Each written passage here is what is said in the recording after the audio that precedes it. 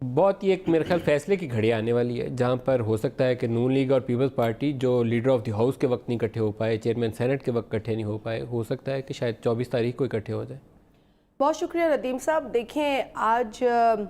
آپ نے جس طرح پروگرام کا آغاز کیا اور اپنے احتساب کے عمل کے حوالے سے بات کی، میرا خیال ہے آپ نے جو شروع میں جو آپ نے جملے کہے وہ اسی جانب تھے کہ ایک پرسیپشن بلڈ اپ کرنے کے لیے زرداری صاحب کے حوالے سے یا پاکستان پیپلز پارٹی کی لیڈرشپ کے حوالے سے، لیکن پھر آپ نے جو دوسری سانس میں بات کی وہ اچھی مجھے یوں لگی کہ آپ نے یہ درست فرمایا کہ کسی بھی چیز کو ثابت کرنے کے لیے سالڈ ایویڈنس کی ضرورت ہے، اور سالڈ ایویڈنس ہوگا، تمام چیزیں جو ہیں وہ شفاف ہوں گی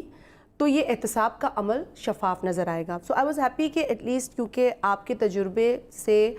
یقیناً آپ یہ سمجھتے ہیں کہ ایک میڈیا پرسن کی جو ذمہ داری ہے وہ بہت گہری ہے، صرف ایک ٹیلی ویژن شو تک محدود نہیں ہے بلکہ انویسٹیگیشن اور ہر چیز کی تحقیق اور تصدیق اس سے جڑی ہے۔ دیکھیے اگر نیب کو یا ایف آئی اے کو کسی کو، میں شکر گزار ہوں، اگر پکڑنا ہو کسی کو، بالکل، وہ رانا ثناءاللہ ہوں، شازیہ ہوں یا علی صاحب کا لفظ، یہ میں آپ کی کی ورڈ سن رہی تھی، میں بڑے غور سے یہ بات سن رہی تھی کہ جو مجھے لگا کہ بہت مناسب آپ نے یہ بات کی ہے۔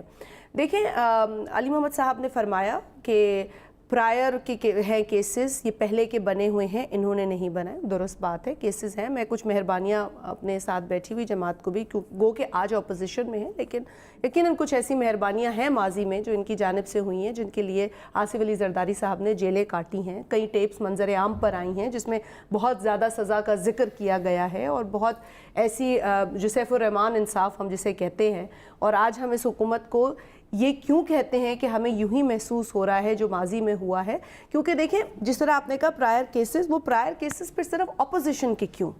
وہ پرائر کیسز تو ایسے لوگوں کے اوپر بھی بنے ہوئے ایلیگیشن کی حد تک، میں نہیں کہہ رہی وہ مجرم ہے، میں خدا نہ خواستہ کوئی ایسی میرے پاس کوئی چھڑی نہیں ہے یا کوئی میجک نہیں ہے کہ میں بتا سکوں کہ کون مجرم ہے اور کون ملزم ہے، تو جن پر الزام ہیں، نیب کے ہی چلے آپ الزامات لے لیں، تو جن پر الزامات ہیں وہ لوگ تو ان کی صفوں میں آگے بیٹھے ہیں اور ان کے ساتھ وہ طریقہ اپنایا نہیں جاتا۔ ادارے کی آزادی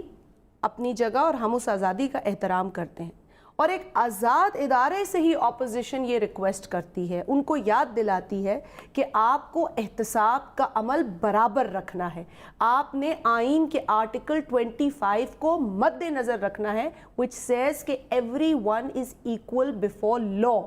تو ہم یہ تقاضے پورے کرنے کے، یہ کس نے کہہ دیا کہ آپ کیسز ختم کر دیں، یہ کس نے کہہ دیا آپ تحقیق نہ کریں، یہ کس نے کہہ دیا کہ آپ ہمیں تو اریسٹ کرتے ہیں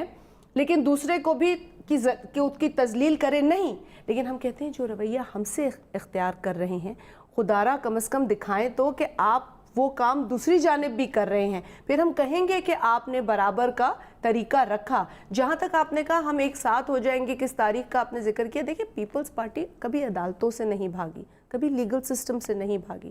11-12 برس زرداری صاحب نے جیل کاٹی ہے، اور وہ جیل ایسی کاٹی ہے جس کے اختتام پر ان پر کوئی کیس ثابت نہیں ہوا، وہ اپنے 11-12 سال تو کسی سے مانگیں گے نہیں، ان کی اولاد ان کے بغیر اس عمر تک پہنچی جس عمر کے حصے میں اور جس کے دورانیے میں ایک باپ کی ضرورت ہوتی ہے، بہت نقصان انہوں نے پرسنل لیول پہ بھی اٹھایا ہوگا، سیاست کو چھوڑ دیں، ایک انسان 11-12 سال بے قصور جیل میں ہوتا ہے، اس کے اور بھی نقصانات ہوتے ہیں ماں سوا سیاست کے، پاور کے، کرسی کے، وہ چھوڑ دیں، وہ ایک طرف رکھیں، پر ایک انسان تو تھا، لیکن اگر اس شخص کے اوپر اب بھی الزامات ہیں تو وہ فیس کر رہا ہے۔